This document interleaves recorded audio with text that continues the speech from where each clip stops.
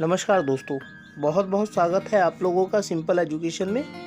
दोस्तों, आज की इस वीडियो में हम बात करने जा रहे हैं कक्षा 9 की हिंदी की पाठ्य पुस्तक क्षितिज के 6ठे अध्याय प्रेमचंद के फटे जूते के प्रश्न उत्तर के बारे में। पिछली वीडियो में हमने इस अध्याय का अध्ययन किया था और आज हम इस अध्याय के प्रश्न उत्तर पर अपना ध्यान देने जा रहे हैं। तो चलिए आरंभ करते हैं प्रेमचंद के फटे जूते के प्रश्न उत्तर के बारे में अपनी चर्चा। दोस्तों, पहला सवाल है, हरिशंकर परसाई ने प्रेमचंद का जो शब्द चित्र हमारे सामने प्रस्तुत किया है उससे प्रेमचंद के व्यक्तित्व की कौन कौन सी विशेषताएं उभर कर आती हैं। और इस सवाल के जवाब को हम अपने अध्ययन के आधार पर इस प्रकार लिख सकते हैं। हरिशंकर परसाई ने अपने व्यंग्य प्रेमचंद के फटे जूते में प्रेमचंद का जो शब्द चित्र खींचा है उसके आधार पर प्रेमचंद के व्यक्तित्व की निम्नलिखित विशेषताएं उभर कर आती हैं। नंबर 1, साधारण जीवन। प्रस्तुत शब्द चित्र के आधार पर पता चलता है कि प्रेमचंद का जीवन साधारण था। नंबर 2, दिखावे का अभाव। प्रस्तुत शब्द चित्र से ज्ञात होता है कि प्रेमचंद के जीवन में दिखावे का अभाव था। वे जैसे थे वैसे दिखाई देते थे। वे स्वयं को दोहरा चरित्र लेकर कभी किसी के सामने पेश नहीं करते थे। तो दोस्तों, मुंशी प्रेमचंद के बारे में हरिशंकर परसाई का जो ये व्यंग्यात्मक लेख है प्रेमचंद के फटे जूते, इसके आधार पर हम कह सकते हैं कि प्रेमचंद का साधारण जीवन इसमें दिखाई देता है। और दूसरा ये कि उसमें बनावट का अभाव है। वे जैसे वास्तव में थे वैसे ही दिखाई देते हैं। अपने आप को फोटो खिंचाने के लिए विशेष रूप से तैयार नहीं करते। इस प्रकार वो दोहरा चरित्र नहीं जीते बल्कि एक ही चरित्र जीते हैं। जैसा वे स्वयं थे वैसा ही तस्वीर में उन्होंने अपने आप को पेश किया, लोगों के सामने पेश किया। नंबर 2 सवाल है कि सही कथन के सामने सही का निशान लगाएं। इसमें पहला है का, बाएं पांव का जूता सही है मगर दाहिने जूते में बड़ा छेद हो गया है जिसमें से अंगुली बाहर निकल आई है। तो दोस्तों, हमने इस अध्याय के अध्ययन में देखा था कि ये बात सही है कि प्रेमचंद के जो दाहिने पैर के जूते थे वो फट गए थे जिसमें से उंगली बाहर निकल आई थी। और खा है, लोग तो इत्र चुपड़कर फोटो खिंचाते हैं जिससे फोटो में खुशबू आ जाए। ये भी कथन सही है क्योंकि हमने देखा था कि मुंशी प्रेमचंद जी के फटे जूते का वर्णन करते समय हरिशंकर परसाई ने दिखाया था कि लोग अक्सर फ़ोटो खिंचाने के लिए इत्र तक का इस्तेमाल करते हैं ताकि वो क्षण जब वो फ़ोटो खिंचाएं वो महक जाए।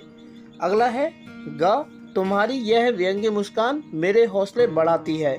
ये गलत है दोस्तों, क्योंकि हरिशंकर परसाई ने लिखा है कि तुम्हारी यह व्यंग्यात्मक मुस्कान मेरे हौसले पस्त करती है, जबकि यहाँ पर दिया गया है बढ़ाती है, जो कि गलत है। अगर यहाँ पर होता कि पस्त करती है तो ये सही होता। अगला है, जिसे तुम घृणित समझते हो उसकी तरफ अंगूठे से इशारा करते हो। ये भी सही है, जैसा कि हमने इस अध्याय का अध्ययन करते समय देखा था। अगला सवाल है, नीचे दी गई पंक्तियों में निहित व्यंग्य को स्पष्ट कीजिए। और इसमें पहला है, जूता हमेशा टोपी से कीमती रहा है, अब तो जूते की कीमत और बढ़ गई है और एक जूते पर 2500 टोपियां न्योछावर होती हैं। इसका जवाब हम इस तरीके से लिख सकते हैं कि आमतौर पर टोपी अर्थात सिर का महत्व या ताज अधिक कीमती होता है और मूल्यवान होता है, जबकि आज दिखावे की संस्कृति के चलते लोग टोपी के स्थान पर जूतों को अधिक महत्व देते हैं। जूतों को इतना अधिक महत्व दिया जाता है कि जूतों पर इतना अधिक धन खर्च करते हैं जितने में वे अनेक टोपियां सिर के लिए खरीद सकते हैं। तो दोस्तों, इस पंक्ति में जो छिपा हुआ व्यंग्य है वो ये है कि आमतौर पर शरीर में सिर का अधिक महत्व होता है क्योंकि ताज सिर के ऊपर धारण किया जाता है।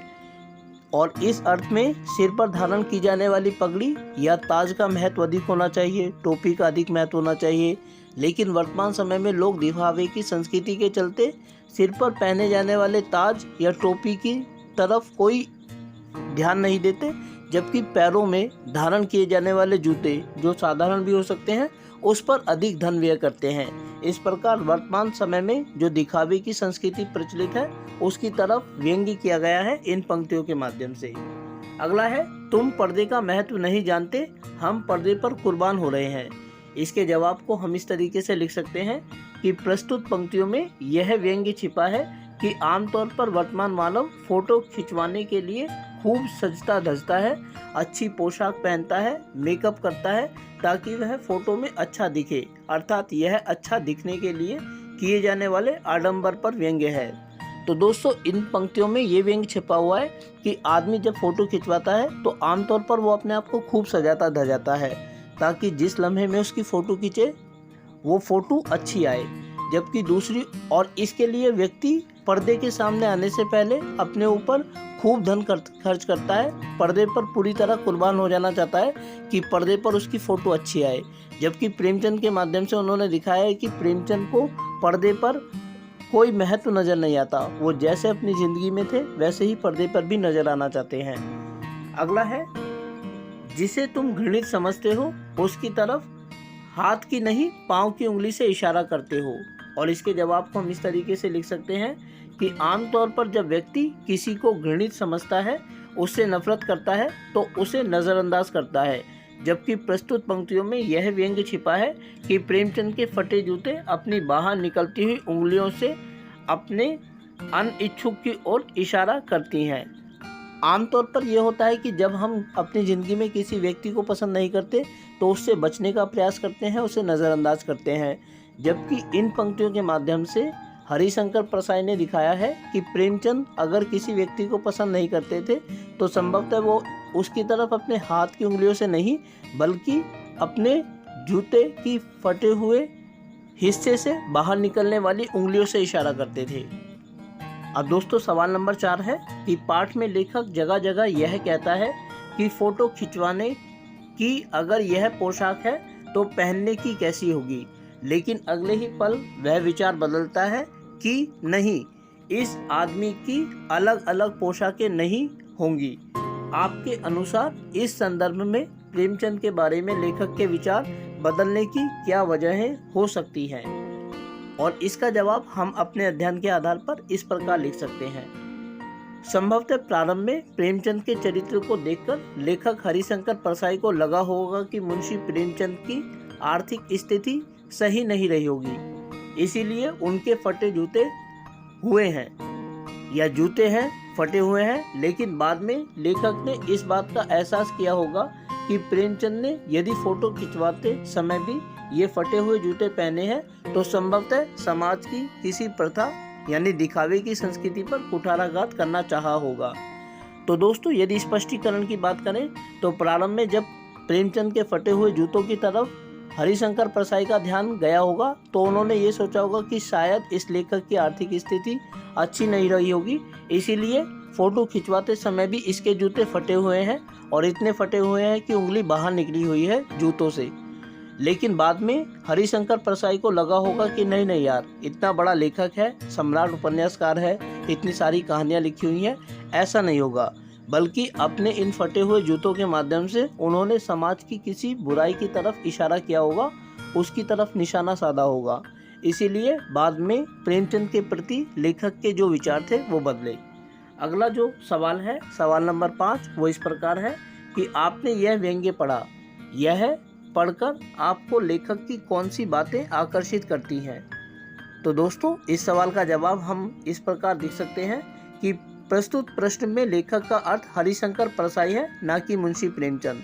अर्थात इस प्रश्न में जो लेखक का इस्तेमाल किया गया है वो हरिशंकर प्रसाई के लिए किया गया है, ना कि इस पाठ की विषय वस्तु मुंशी प्रेमचंद के बारे में। इस लेख को पढ़कर हमें लेखक की यह विशेषता सबसे अधिक आकर्षित लगी कि लेखक ने प्रेमचंद के फटे हुए जूतों को नहीं देखा, बल्कि उन जूतों के फटे हुए जो समाज के जिस बिंदु को शिकार बनाया लेखक ने उसे समझने का प्रयास किया।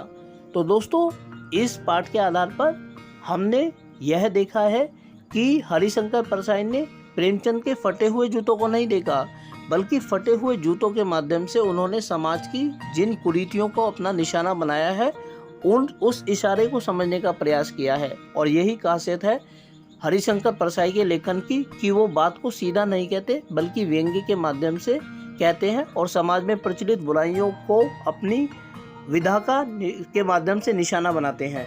अगला सवाल जो इस अध्याय का है वो इस प्रकार है, पाठ में टीले शब्द का प्रयोग किन संदर्भों को इंगित करने के लिए किया गया होगा। तो दोस्तों इस सवाल का जवाब हम अपने अध्ययन के आधार पर इस प्रकार लिख सकते हैं कि संभवतः अध्याय में टीले शब्द का प्रयोग जिंदगी में आने वाले पड़ावों या चुनौतियों को इंगित करने के लिए किया गया होगा। आमतौर पर जब हमने इस अध्याय को पढ़ा था तो देखा था कि मुंशी प्रेमचंद के बारे में जो हरिशंकर परसाई हैं वो कहते हैं कि आपके ये जूते टीलों को लात मारने की वजह से फटे होंगे, लेकिन उनसे बचकर भी निकला जा सकता था। संभवतः इन पंक्तियों के माध्यम से हरिशंकर परसाई ने प्रेमचंद के जिंदगी में आने वाली चुनौतियों की ओर इशारा किया है।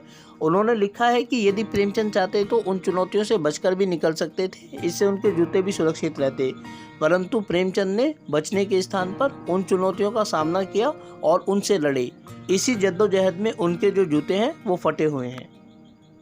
तो दोस्तों ये थी कक्षा 9 के विद्यार्थियों के लिए हिंदी की पाठ्य पुस्तक क्षितिज के 6ठे अध्याय प्रेमचंद के फटे जूतों की दूसरी वीडियो, जिसमें हमने इस अध्याय के प्रश्न उत्तरों की चर्चा की।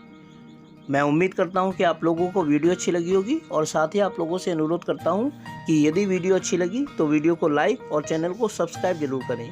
इसके अलावा आगे आने वाले अन्य दिनों में अन्य वीडियोस को देखने के लिए जुड़े रहें मेरे साथ मेरे इस यूट्यूब चैनल पर, जिसका नाम है सिंपल एजुकेशन। फिलहाल आप लोगों से विदा लेना चाहूँगा। वीडियो को देखने के लिए आपका बहुत बहुत धन्यवाद।